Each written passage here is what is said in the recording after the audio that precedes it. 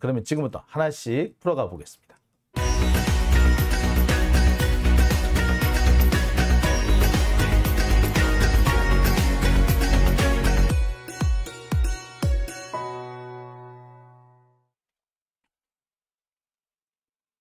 네, 오밤중의 뉴스 함께하고 계신 지금 시각이 11시 19분을 지나고 있습니다. 자, 첫 번째 순서부터 차근차근 좀 시작을 해 보겠습니다. 오늘 제가 첫 번째로 준비한 주제는요, 박영수 전 특검에 대한 영장 청구입니다. 검찰이 오늘 박영수 전 특검에 대해서 구속영장을 청구했습니다. 원래는 내일쯤 하지 않겠는가라는 생각을 했었어요.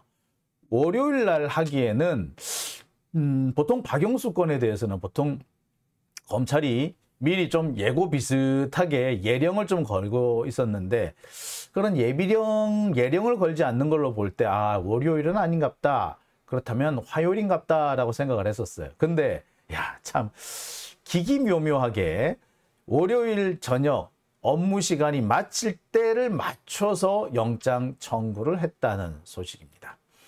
이렇게 되면 영장 실질 심사는 목요일 정도 열릴 가능성이 높죠. 아마 주말 내내 박영수 영장에 대한 얘기가 거론이 될 겁니다. 발부되면 발부되는 대로, 기각되면 기각되는 대로 참 많은 얘기가 되겠죠. 또다시 검찰이 자신들 앞으로 언론의 관심을 끌고 오는데 성공할 거라는 생각이 드네요. 검찰이 참 야비하다 싶은 것이, 윤석열이 조금 위기에 처할 것 같으면 여지없이 무언가를 터뜨려가지고 윤석열한테 향해야 될 그 많은 비단이 엉뚱하게 방향을 튼다고 그래야 되나요? 그런 경우를 참 많이 보게 되는데, 이번에도 여지없이 그런 짓을 하고 있네요. 자, 그런데 문제는 이번에 구속영장을 청구하는 대상이 박영수라는 데 있습니다. 박영수가 어떤 사람입니까? 윤석열이 코찔찔이일 때 윤석열을 업어 키웠던 사람이거든요. 표현이 좀 그런가요? 자, 윤석열이 대검 중수부 과장으로 있을 때 박영수는 대검 중수부를 마치고 서울 고검장을 하고 있었고요. 나중에는 서울 고검장을 마치고 변호사 개업을 했던 때입니다. 어떻게 보자면 박영수 라인에서 레전드가 그 박영수라면 그 라인에 제일 막내 정도가 윤석열이라고 보면 되겠죠. 더더구나 여러분들 잘 아시겠습니다만, 박영수가 특검으로 임명이 되고 난 다음에 특검의 수사팀장으로 임명했던 사람, 특검보도 아니고요, 수사팀장으로 임명했던 사람이 바로 윤석열 아니었던가요?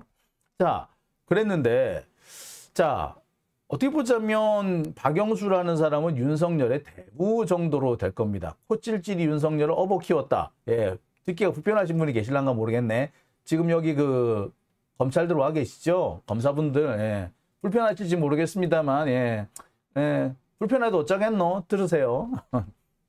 자, 여하튼 그 정도로 상당히 윤석열한테는 함부로 접근할 수 없는 어마어마한 사람이었다. 그러니까 마치 이등병 눈에 비치는 말년병장 같았다라고나 할까요? 하여튼 그런 수준이에요. 하여튼 그런 수준이었어요. 자, 그랬던 박영수한테 검찰이 영장을 청구했답니다.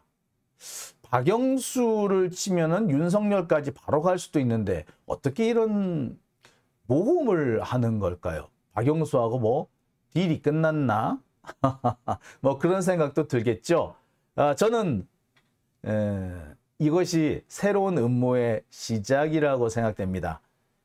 제가 늘 말씀드렸듯이 박영수는 구속영장 청구가 될 수도 있고 실제로 구속될 수도 있고 검찰이 기소도 할 거다. 하지만 그건 별로 의미가 없다. 왜? 결국 박영수는 빠져나올 거니까. 자, 문제는 이 박영수를 희생양으로 던지면서 검찰이 뭘 얻으려고 하느냐, 이겠죠. 당장은 50억 클럽 특검을 회피하기 위한 것일 겁니다. 50억 클럽 특검에 들어가게 되면 그야말로 검찰 뜻대로 이 대장동 사건을 좌지우지하기 어려워질 겁니다. 사실 대장동 특검은 일찌감치 했었어야 돼요. 이미 대선 때 했었어야 됩니다. 검찰이 이 대선에서 대장동을 함부로 정치적으로 사용할 수 없게 만들어야 했던 겁니다. 자, 그런 면에서 참 아쉽죠. 그때 지지부진 끌려다녔던 거 생각하면 화가 어디까지 침입니다. 그때 사실 송영길 대표도 잘하는 거 없어요. 그때 송영길 대표가 대표할 때잖아요. 그때 진짜 특검을 제대로 대장동 특검을 그때 했었으면 지금 이번에 송영길 대표가 이렇게 수모를 당하는 일도 없었을 겁니다. 뭐 그때 실수를 지금 만회하고 계실 거라고 생각하고요. 뭐 그 얘기는 나중에 다시 하도록 하고요. 자, 그래서 제가 오늘 준비한 첫 번째 순서는요. 박영수 영장 청구 또 다른 음모가 시작됐다입니다. 자, 검찰이 박영수라는 거물을 밖에 던져놓고 제물로 바쳐놓고 실제로 얻으려고 하는 것은 무엇일까? 저는 그것을 결국에 다시 이재명을 대장동으로 끌어들이기 위함이라고 생각합니다. 이미 이 유동규의 진술을 통해서 더 이상 이재명을 대장동에 끌어들일 수 없다라는 것이 드러나 버렸죠. 제가 몇 차례 말씀을 드렸을 겁니다. 유동규의 진술을 통해서 혹은 그 남욱의 진술을 통해서 하여튼 여러 사람의 진술을 통해서 더 이상 이재명을 거기에 끌어넣을 수 없다라고 이게 드러나 버렸다고 말씀을 드렸습니다. 하지만 검찰이 거기서 포기할 애들이 아니죠. 다시 끌어넣고 싶을 겁니다. 어떻게 하면 다시 끌어넣을 수 있을까? 그러기 위해서는 검찰도 희생양으로 삼을 사람이 재물이 필요했겠죠. 그것이 박영수고 그 다음은 김수남일 거고 그 다음 단계는 권순일일 겁니다. 권순일까지 가게 되면은 권순일이 이재명 당시 경기도지사의 선거법 위반 사건을 다뤘었죠. 그것이 어떻게 보자면 이재명과 권순일을 별로 연결관계가 없는 그 고리를 연결하는 그 고리가 될 겁니다. 김만배가 그러고 다녔대잖아요. 자기가 그 이재명 재판을 뒤집었다. 자, 검찰은 거기를 파고들려고 하는 겁니다. 그래서 거기를 들어가려고 하다 보니 권순일을 칠러 들어가려다 하다 보니 박영수를 칠 수밖에 없게 된 겁니다. 그렇게 따지자면요, 솔직히 김수남까지 안 갈 수도 있어요. 김수남 안 가고 바로 권순일로 갈 수도 있어요. 여튼 검찰의 새로운 음모가 시작됐다는 것이 오늘 제가 준비한 첫 번째 주제입니다. 자, 어지간히 꿈을 대더니 결국 오늘 검찰이 이 박영수 전 특검에 대해서 구속영장을 청구했습니다.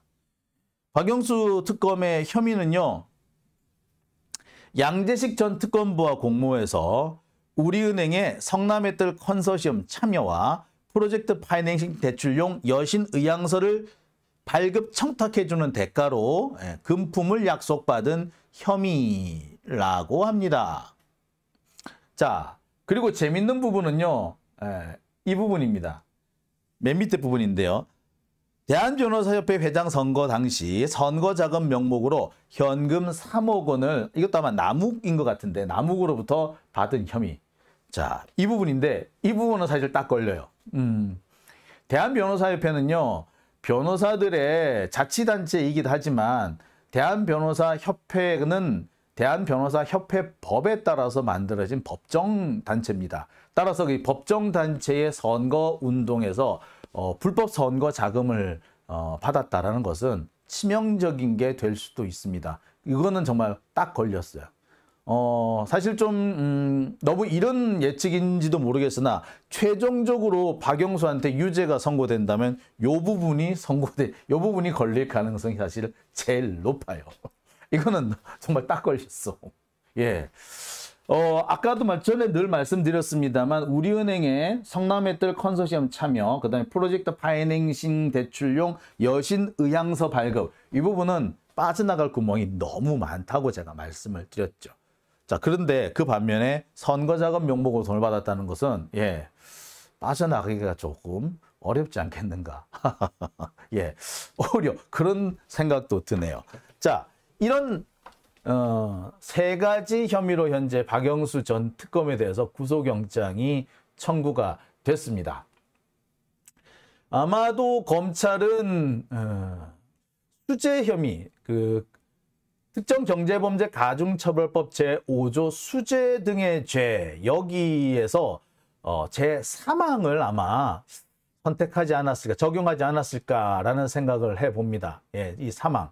1항하고 2항은요, 제가 몇 차례 설명을 드렸습니다만, 이게 빠져나갈 구멍이 너무 많다라고 그랬죠. 1항의 경우에는 금융회사 등의 임직원이 직무와 관련하여 금품을 받은 경우라고 그랬는데, 직무와 관련하여 우리은행 이사회 의장이라는 사람이 직무는 이사회를 회의를 주재하는 겁니다. 그렇기 때문에 경영이나 대출에는 관여할 수가 없죠. 그리고 외부에서 들어온 비상근 외부 이사인 겁니다. 사회 이사죠. 그렇기 때문에 경영에는 관여할 수 없습니다. 직무에 관하여 돈을 받았다고 할 수가 없는 거죠. 자, 그 다음에 직무와 관련해서 제3자한테 돈을 받은 것도 아닙니다. 제가 앞서서도 말씀드렸듯이 이건 딸이 돈을 받은 상황이잖아요. 따라서 곽상도의 예를 그대로 들었을 때 설령 직무와 관련해서 금품을 받았다 하더라도 딸이 받았기 때문에 적용이 안 된다고 했습니다. 제3자 뇌물죄하고 비슷한 제3자 수재죄가 있긴 합니다만 이 경우에는 부정한 청탁이 존재해야 돼요. 부정한 청탁이 없으면 사실 이게 성립이 안 되는데 정말 부정한 청탁이 존재했느냐라고 하려면 뭐가 문제가 되느냐? 실제로 대출도 이루어지지 않았고 실제로 참여하지도 않았다라는 겁니다. 그렇다면 부정한 청탁이 있었다라고 보기는 좀 어려워지는 대목이 있죠. 자, 따라서 결국에 수재 등의 죄 중에서 제3항이 아마 제일 가능성이 높다라고 말씀을 드렸었는데 역시 3항이 적용이 됐습니다. 금융회사 등의 임직원이 그 지위를 이용하여 소속 금융회사 또는 다른 금융회사 임직원에게 업무를 청탁을 알선한 경우 5년 이하의 징역에 처한다라는 것이 바로 이 수재죄입니다. 요약하면은 이래요. 금융회사의 임직원이어야 합니다. 그 다음에 자신의 지위를 이용해서 타 임직원에게 청탁을 알선한 경우여야죠. 그러니까 여기 같은 경우는 대출을 알선했다거나 컨소시엄 참여를 알선했다거나 이런 건데 여기서는 대출 알선까지는 안 갔단 말이야, 문제는. 자, 그 다음에 금품을 수수한 경우라고 했습니다. 자, 그런데 문제가 있어요. 첫째, 돈을 받은 것은 딸이에요. 이것도. 그러니까 금품 수수, 딸이 받은 돈을 금품 수수라고 할 것이냐. 근데 액수 차이가 좀 나잖아. 곽상도의 경우는 50억을 딱 받았는데 그런데도 이게 곽상도의 돈이 아니다. 아들이 받은 돈은 곽상도가 받은 돈이 아니다라고 판단이 나왔는데 자, 액수조차도 상당히 큰 편차가 있는데 이것을 과연 의심을 해볼 수가 밖에 없는 대목이죠. 그 다음에 실제로 청탁이 성공한 게 아니고 실제로 대출이 이루어지지 않았어요. 그리고 대출이 이루어진 게 아니라 대출 의향서였단 말이에요. 의향서. 종이 쪼가리밖에 없었어. 근데 그거를 과연 부정한 청탁이라고 할 수 있나? 하여튼 뭐 그렇습니다. 여하튼 그 다음에 결정적인 건 뭐냐면 설령 돈이 오갔다. 그 돈을 받았다라고 하더라도 지금 보니까 그 언론 보도를 보니까 8억 원을 받은 혐의를 적용했다고 하더라고요. 근데 이 8억 원은 이기성을 통해서 받은 3억 원, 이기성을 통해서 받은 5억 원, 이 5억 원을 통해서 무죄의 항변을 할 수 있는 상황이 됩니다.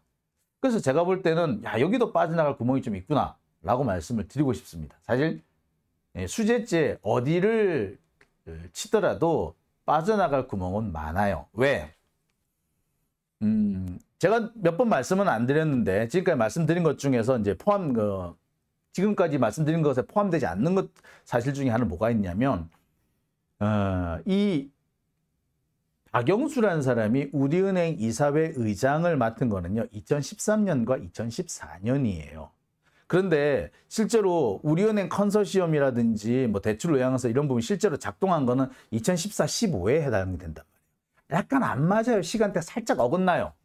따라서 이 어긋나는 시간대, 어긋나는 돈의 수수, 그 다음에 이기성을 통해서 5억 원이 왔었다라는 투자 명목으로 왔었다는 것까지 감안해 버리면 빠져나갈 구멍이 여기도 엄청 많더라고요.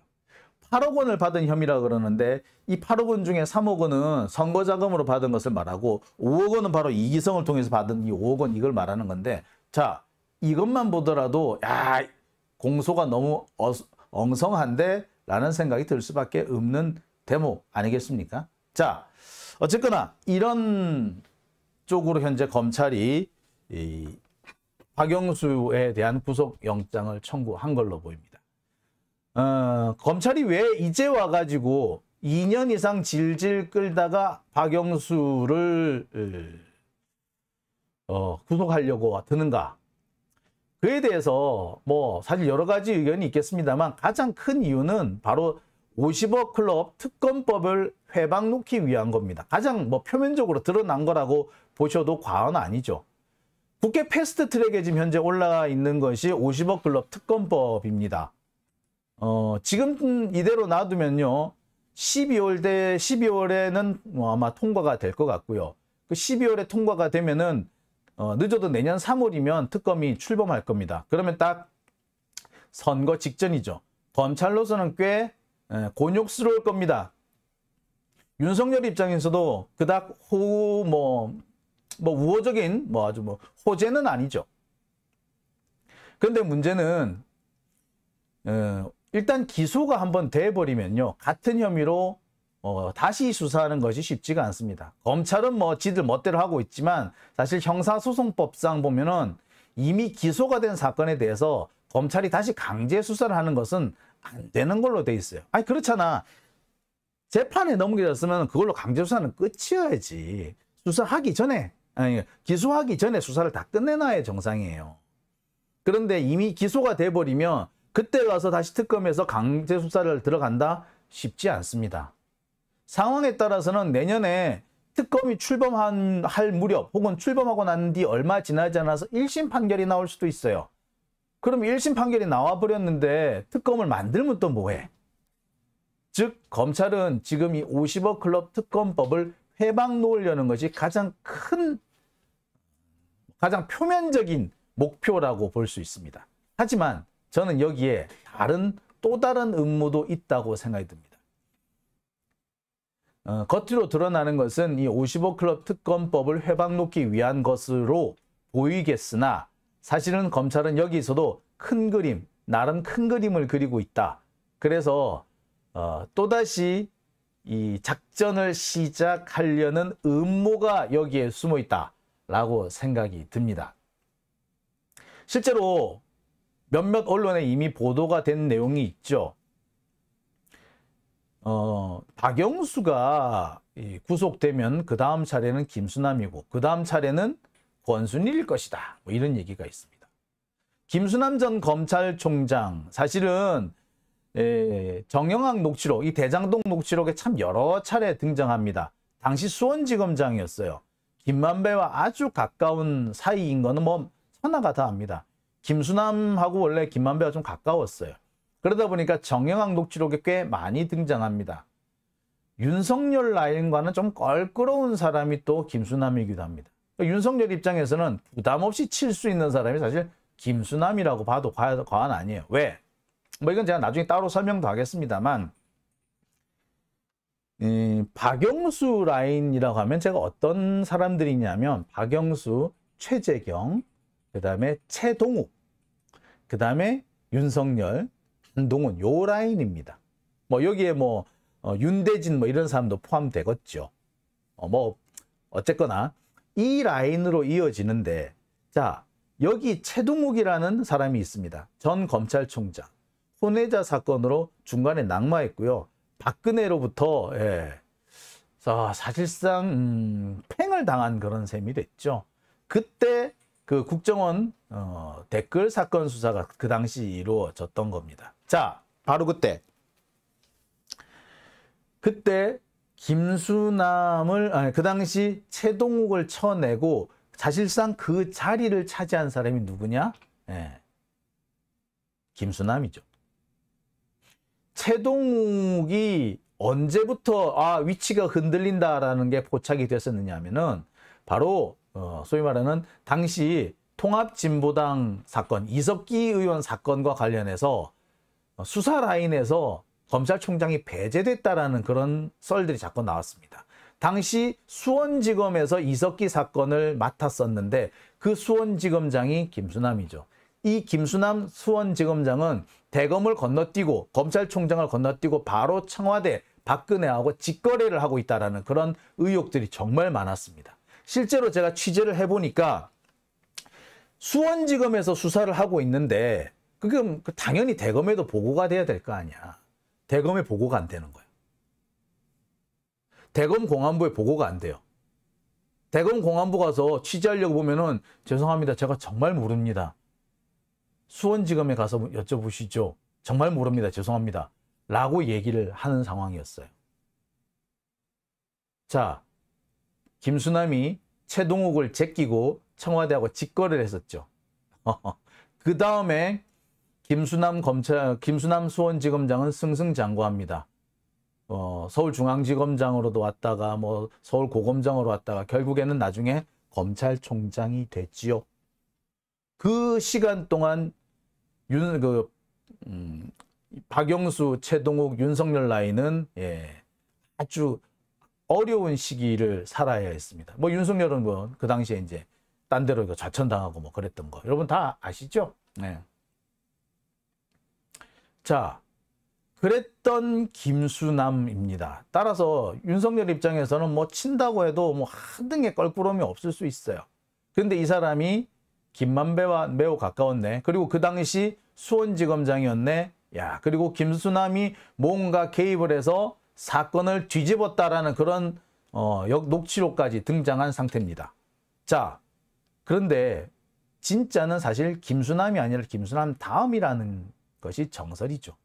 여튼 자, 그럼 여기서 도대체 김수남은 어떻게 거론이 되고 있는지 하나씩 좀 보겠습니다. 정영학 녹취록에 김수남이 몇 차례 등장을 합니다. 자, 이렇게 돼 있어요. 자, 자세히 한번 볼까요? 김수남 검사장하고는 정말 친하대요. 김만배 기자님이요. 예, 성준이 형도 수원 일은 이제 만배 형한테 얘기해. 김수남 검사장하고 완전 깜이야. 하하하. 예, 알겠습니다. 그러더라고요. 그래서 만배 형이 걱정하지 말라시니까. 네. 만배 형이 걱정하지 말라시니까 라는 대목까지 등장을 하네요. 예. 김수남하고는 완전 깜이야. 이런 얘기가 여기서 등장을 하네요. 자, 여기에 등장하는 김수남이 바로 그 김수남이죠. 그러니까 여기서도 보면은 상당히 그 김만배하고 관련이 있고 이 김만배의 친분 뭔가 여기서 보세요. 김만배한테 얘기하면은 김수남한테 얘기해가지고 일처리가 잘 될 거다. 앞으로 김만배한테 얘기하라 이런 얘기잖아. 뭔가 청탁이 있었다는 것을 암시하는 대목이 됩니다. 자, 하지만 이것만 가지고는 뭐 할 수가 없죠. 근데 이 다음 대목입니다. 또 다른 녹취록에 보면은요, 이런 얘기가 등장합니다. 나무기예요.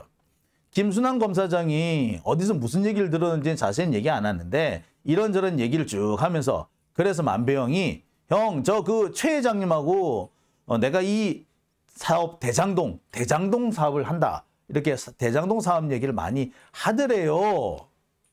예. 자, 이겁니다.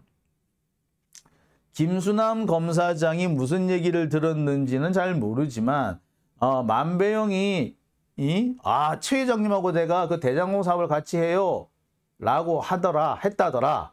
그래서 김수남이 대장동 사업 얘기를 하더라.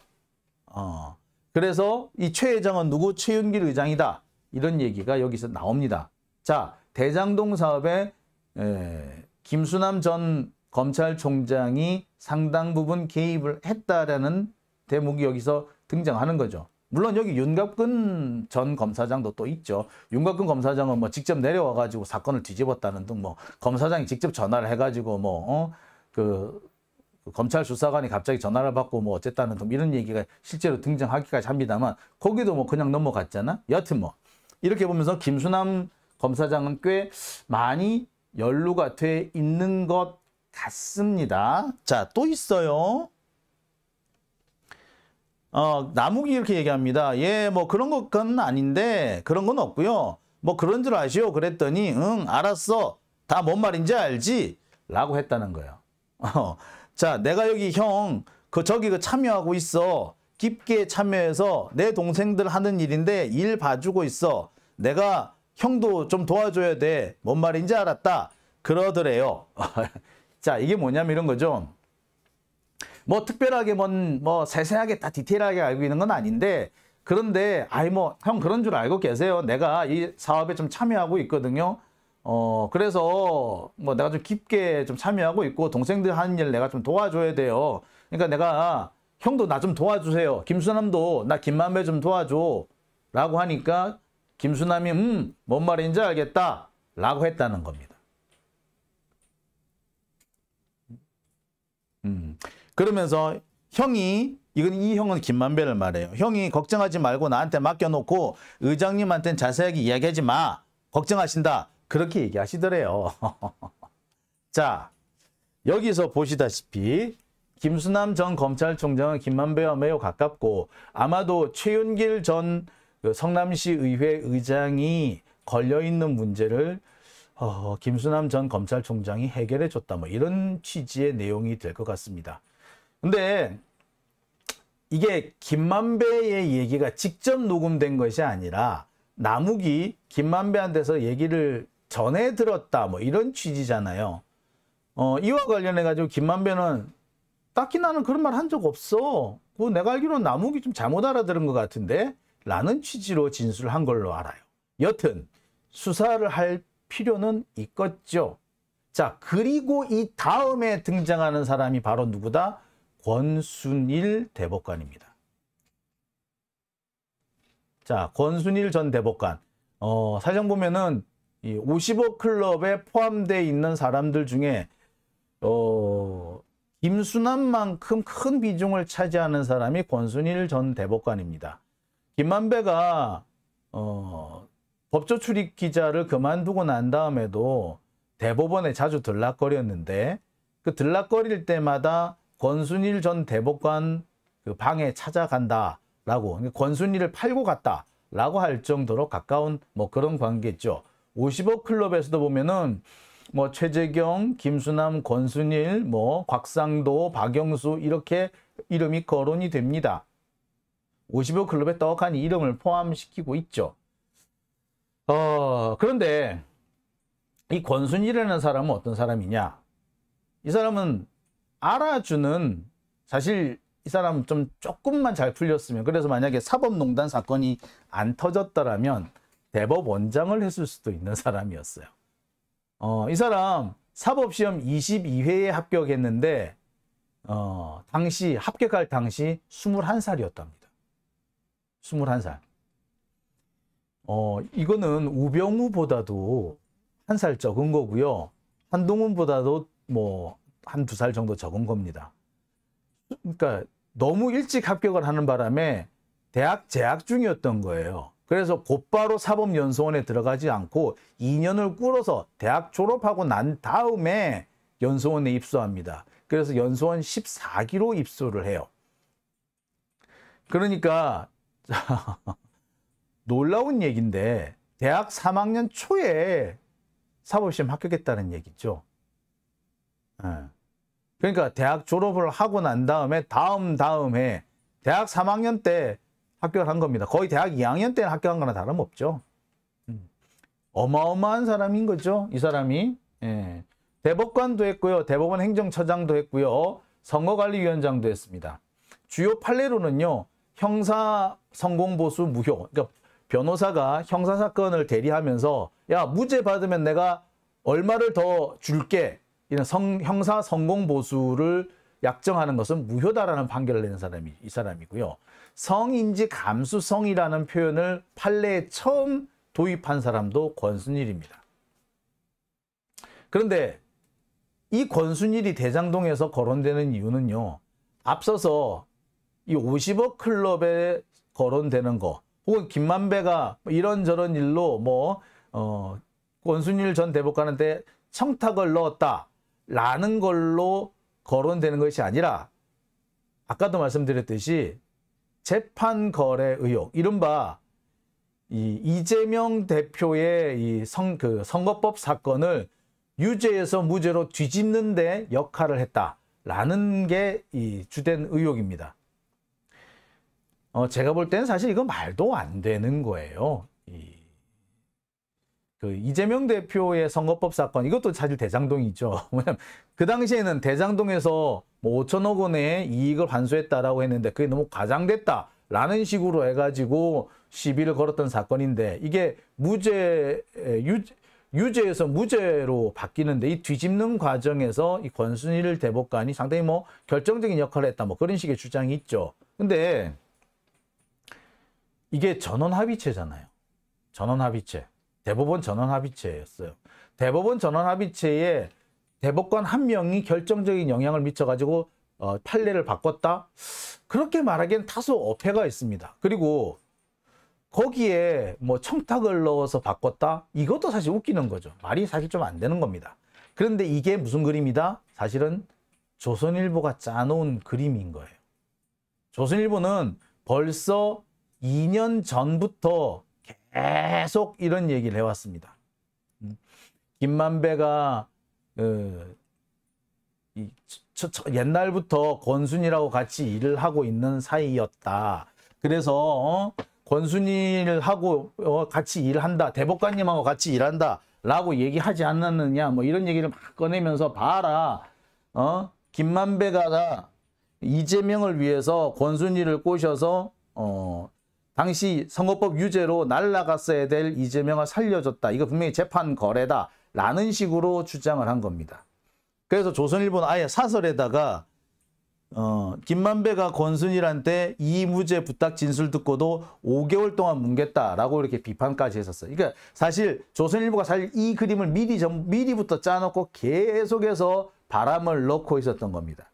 지금 검찰이 가려고 하는 길은 바로 그 길인 거죠. 조선일보가 이미 짜놓은 그림 안으로 들어가고 있는 겁니다. 검찰 입장에서는 뜬금없이 권순일을 다시 불러와가지고 이재명과 엮으려고 하니까 좀 불편했겠죠. 그런데 드디어 이 박영수를 50억 클럽으로 수사를 한다면 권순일도 수사를 할 수 있다라고 생각이 드는 겁니다. 즉 사실 박영수를 희생양으로 제물로 던져놓는 것은 바로 권순일로 가기 위한 사실은 초석이다. 음모다 이렇게 봐도 과언 아니죠. 그렇게 보면요, 아까 중간 단계 잠시 나왔던 김수남은 거칠 수도 있고 안 거칠 수도 있어요. 솔직히 말하자면 김수남은 돈 받은 게 솔직히 없어. 권순일 같은 경우에는 돈 받은 게 좀 있죠. 화천대에서 돈 받은 게 있거든요. 그러니까 문제가 될 수도 있어요. 자, 이렇게 돼버리면 어찌 된다? 검찰은 이미 대장동하고 관련이 없는 것으로 드러난 이재명을 다시 대장동으로 끌어올 수 있는 계기를 마련하게 되는 겁니다. 사실 이 부분은 대장동 사건과는 사실 직접적으로 관계 있는 게 아니라 간접적으로 연결되는 이른바 별건에 해당되는 겁니다. 대장동에서 이익을 얻었네 말았네, 누가 돈 뇌물을 받았네 말았네, 428억을 받기로 했네 말았네, 이것과는 완전히 동떨어진 새로운 사건을 시작하는 거죠. 별건인 겁니다. 별건을 시작할 수 있는 명분을 잡는 거죠. 박영수를 제물로 바침으로써. 검찰이 노리는 거는 바로 이 대목이다, 이겁니다. 자, 여기서 한번 보겠습니다. 이런 부분이 나와요. 자,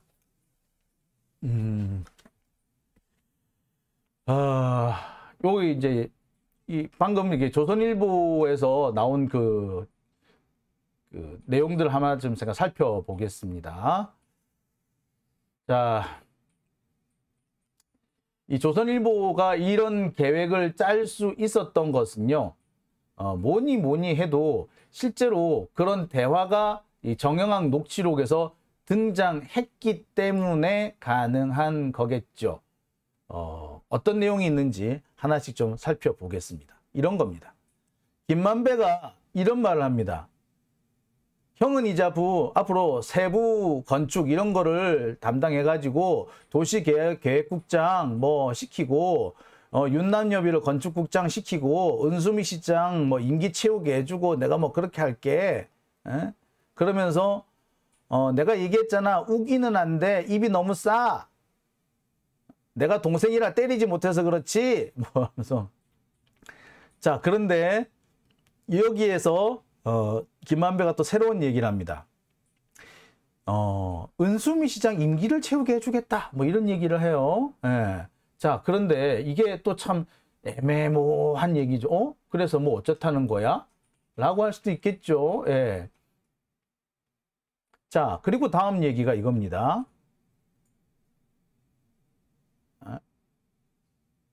자, 아니다. 내가 권순이라고 대법관하고 사람만 봐서 그 일을 한다. 이 얘기가 나오죠. 아니다. 내가 권순일 대법관님하고 사람 봐서 일해. 이 안에 이득이 남는다면 뭐 이성 뭐랑 뭐 그 누구야. 정일청 가져가면 되지 뭐. 이렇게 얘기를 하는 대목이 등장을 해요. 자, 한번 해보겠습니다. 자, 보세요. 자, 이 부분입니다. 김만배가 물어봐요. 그래서 너랑 나랑 택지 한번 하자니까 왜 그래? 라고 정영학한테 얘기를 합니다. 정영학이 아유 뭐 좋죠. 근데 형 뭐 요즘 혼자서 일하세요? 라고 하니까 김만배가 아니 내가 요즘에 대법관님이랑 같이 뭐 사람 봐서 일해. 라고 얘기를 하는 거죠. 자, 이 대목을 지금 끌어와 가지고 조선일보는 이 봐라. 김만배하고 권순일하고 가깝지 않냐. 그래서 김만배가 이재명을 위해서 권순일한테 청탁을 넣었다. 이 증거가 여기 있다. 라고 이렇게 주장을 해요. 근데 여러분 이 대목 자세히 보세요. 이것만 가지고 권순일이 무슨 역할을 했는지 그 다음에 실제로 청탁이 있었는지 확인할 수 있습니까? 없어요. 이것만 가지고는 청탁 여부를 알 수 없습니다. 이와 관련해서 조선일보는 뭐라고 주장을 하느냐면 이런 기사를 내요. 이재명 선거법 위반 사건에서 대법원에 들어가서 권 전 대법관에게 부탁을 해 뒤집힐 수 있도록 역할을 했다고 김만배가 말했다. 라고 남욱이 말했다. 라는 것이 이 조선일보의 주장이에요. 근데 문제는 남욱이 이렇게 말했는지 안 했는지는 확인이 사실 안 됩니다. 특히 아까도 보셨다시피 뭐는 없다? 네. 정영학 녹취록에는 이런 내용이 전혀 없는 거예요. 그러니까 어디까지나 보면은 녹취록에 없는 내용을 가지고 조선일보가 어딘가에서 끌어다 와서 이거를 갖다 붙인 겁니다. 솔직히 말하자면 증거는 없는 겁니다. 증거는 오로지 남욱밖에 없는 거죠. 자, 그럼에도 불구하고 검찰이 이 대목에 관심을 쓰고 있는 이유, 그리고 이 대목을 실제로 사건화하려는 이유가 뭐냐? 예, 이것이 바로 김만배와 권순일과 이재명을 한꺼번에 엮을 수 있는 것이기 때문입니다. 자, 검찰은 사실 김만배가 상당히 꼴보기 싫을 거예요. 다른 사람 남욱이나 유동규는 다 검찰에 협조해 줬는데 김만배만 협조를 안 해주고 있잖아. 그래서 정말 한 칸만 더 가면은 이재명을 엮을 수 있었는데 엮지 못한 거죠. 얼마나 얄밉겠어요. 그래서 이 김만배를 좀 손을 봐주고 싶어. 근데 손 봐줄 게 없네. 근데 뭘로 엮는다? 권순일과 엮으면 된다. 그러면 이렇게 다 엮을 수 있다. 라는 게 검찰의 계획인 거죠. 자, 검찰로서는 가장 얄미운 세 사람을 한꺼번에 보낼 수 있는 계기가 마련된 겁니다. 자, 문제는요, 이게 생각보다 쉽지 않을 수 있다는 데 있습니다. 아까도 제가 말씀드렸듯이 권순일 전 대법관은요, 법원 내에서 꽤 입지가 탄탄한 사람입니다. 권순일이라는 사람이 양승태하고도 막역한 관계일 뿐만 아니라 사실 법원 내에서 판사들 사이에서는 권순일이 대법원장이 되지 못한 것에 대해서 상당히 아쉬워하는 사람 많고요. 사법농단에 어처구니 없이 얽혀서 입질에 오르내렸다는 것에 대해 불편해하는 사람들도 많습니다. 근데 이번에 다시 권순일을 물고 들어간다면 법원에서도 반발이 적지 않을 겁니다. 즉 판사들이 가만히 있지 않을 거란 거죠. 과연 판사들 가만히 있을까? 판사들은 또 헐렐레에서 가만히 있을 수도 있다라고 말씀하시는 분도 있겠으나 이번 대장동 사건에서도 가끔씩 권순일 대법관 얘기가 재판에서 이렇게 거론된 적이 있는데 거론될 때마다 조용구 판사가 엄청 불쾌해하는 모습을 역력하게 보였습니다. 조용구 부장판사만 그러냐? 조병구 부장판사만 그럴 것이냐? 아니죠. 다른 판사들도 마찬가지일 겁니다. 이미 한 차례 사법농단 사건에서 법원이 검찰한테 엄청난 수모를 맛봤습니다. 또다시 그런 수모를 맛보려고 안 할 겁니다. 자, 검찰이 이걸 모르겠느냐? 알죠? 검찰도 권순일 잘못 건드렸다가 재판 전체 다른 재판까지 다 악영향이 미칠 수 있다는 거 알 겁니다. 하지만 설령 그렇다고 하더라도 검찰이 이거를 선거용으로 쓰는 데는 꽤 유용한 거죠. 대장동 사건으로 더 이상 물고 갈 수가 없고 이재명을 물고 갈 수가 없는 상황이었는데 새로운 아이템을 하나 추가해 줌으로써 내년 선거까지 이것을 끌고 가겠다라는 얘기입니다. 한편으로는 55 클럽 특검이 진행되더라도 검찰 입장에서는 물타기할 수 있는 사안이 하나 있다라는 거죠. 이게 검찰의 음모인 겁니다. 참 야비하죠. 수사권을 이용해서 정치를 하고 있는 거죠. 윤석열 정권이 불리한 상황에 놓이지 않도록 야당을 적절히 탄압하면서 그리고 야당 측에서 민주당 측에서 뭔가 공격의 포인트를 잡으면 그것을 희석시키기 위해서 또 다른 음모를 꾸미는 것이 지금 검찰의 모습입니다. 박영수에 대한 구속영장 청구는 바로 이런 음모의 일환이다 라고 봐야겠죠. 자, 또 속탄다, 열받는다 하시는 분 많으실 겁니다. 그렇다면 우리는 뭐 방법이 없습니까? 우리 계속 이렇게 당하고 살아야 하나요? 아니요. 우리도 당하고만 있으면 안 되죠. 자, 권순일 대법관은요, 아까도 말씀드렸지만 정영학 녹취록에 특별한 역할을 한다라고 등장하는 게 없습니다. 권순일하고 김만배하고 친하다. 김만배가 권순일하고 일한다. 뭐 이 정도밖에 없어요. 근데 일한다고 해가지고 그게 뭐 재판 거래라고 재판 개입이라고 단정 지을 수가 있나요? 없죠. 그리고 김만배는 나는 권순일 대법관한테 청탁한 적 없습니다 라고 딱 잡아띄고 있는데 남욱이 뭐라 그랬다고 해가지고 뭐 얘기가 되나요? 안 되죠. 55 클럽? 어쩌라고. 김만배는 그런 얘기합니다. 55 클럽도 사실은 곽상도 박영수만 50억 클럽이지 나머지는 50억 클럽도 아니고 사실은 50억도 아니다 라고 얘기를 했어요. 하지만 정영학 녹취록에 엄연히 등장하는 분이 한 분 계시죠. 김만배가 이렇게 얘기합니다. 윤석열 영장 들어오면 윤석열은 죽죠. 크크크. 원래 죄가 많은 사람이긴 해. 윤석열은. 그래서 김만배 되게 좋으신 분이야. 그렇죠? 김만배 나한테도 손 꼭 잡으면서 내가 우리 김 부장 잘 아는데 위험하지 않게 허허허 라고 얘기를 했답니다. 여기에서 한번 등장합니다. 우리 내가 김 부장을 잘 아는데 위험하지 않게 해. 이 얘기를 진짜 윤석열이 했을까요? 그렇다면 50억 클럽과는 별개로 이 윤석열도 수사해야 되는 거 아닌가요? 또 있습니다. 윤석열이는 형이 가지고 있는 카드면 죽어! 여러분 이 유명한 대목 아시죠? 형이 가지고 있는 카드면 죽어! 지금은 아니지만 근데 형은 그렇게까지는 안 나서려고 해. 무슨 말인지 알지?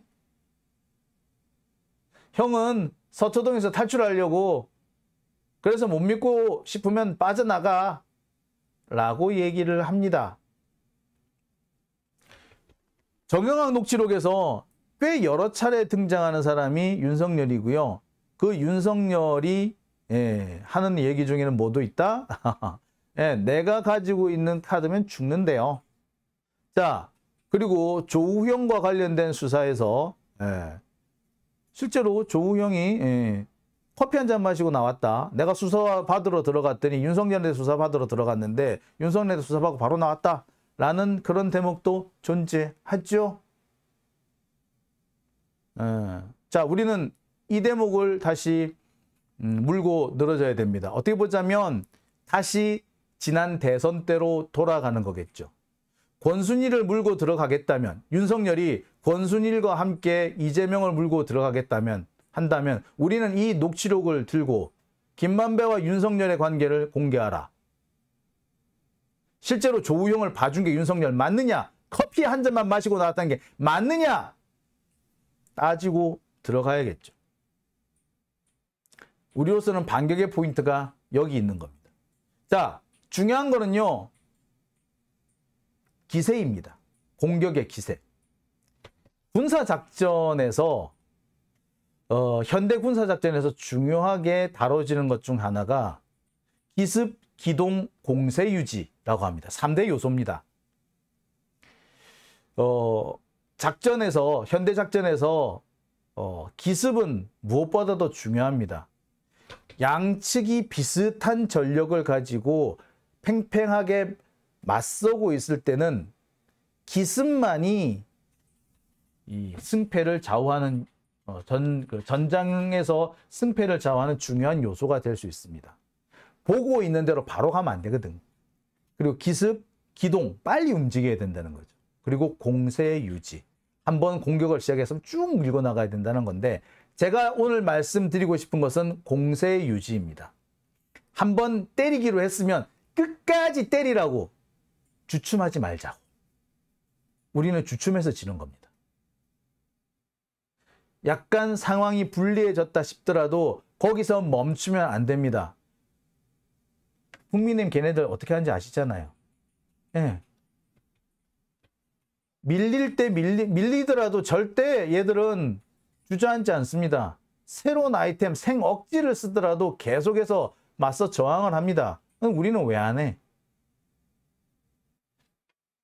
앞으로 진행될 검찰의 이 음모에 맞서기 위해서는 이렇게 끝까지 싸우겠다고 하는 이 전투 의지, 투쟁 의지가 사실은 더 중요하다라는 생각을 해보게 됩니다.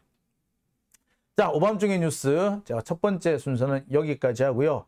이어서 두 번째 순서로 넘어가겠습니다. 국유화 폐간 어떤 대통령도 할 수 없는 일인데 감히 제가 어떻게 그런 말을 한다는 것입니까?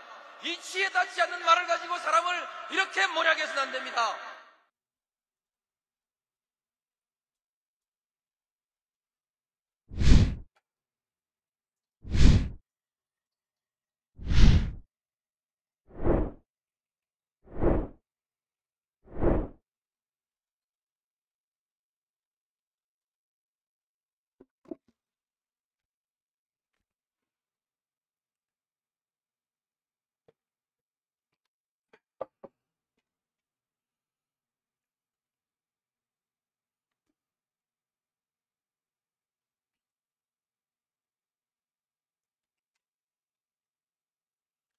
네,